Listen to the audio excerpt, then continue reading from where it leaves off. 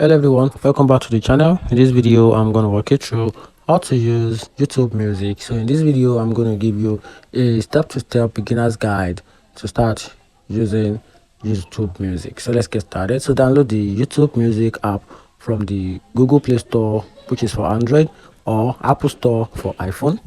Then after that, open the app rather, and sign in with your Google account. And after that, on the home tab, personalize song recommendation, then trendy music, new release, and top chart.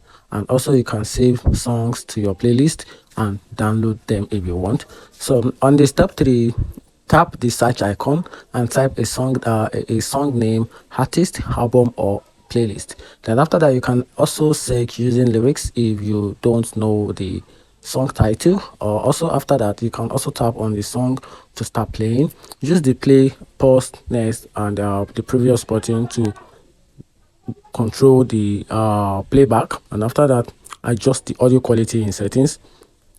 Then click on the audio quality just to adjust the audio quality. So just click on the settings, then click on audio quality, then you can simply adjust the audio quality.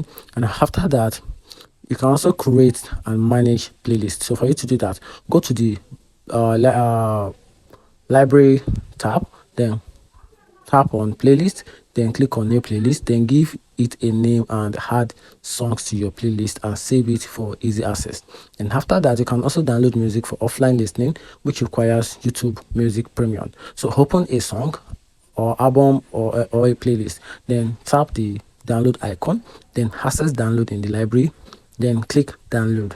Then also you can also enable smart download in settings just to auto download your favorite songs if you want. Then on the step 7, use the background play, and this feature is also available for the premium services. So with the YouTube Music Premium song, continue playing even when you exit the app without premium playback, or stop when switching apps. And that's a simple guide on how to use YouTube Music. Find this video helpful, turn on the notification button and follow for more content like this.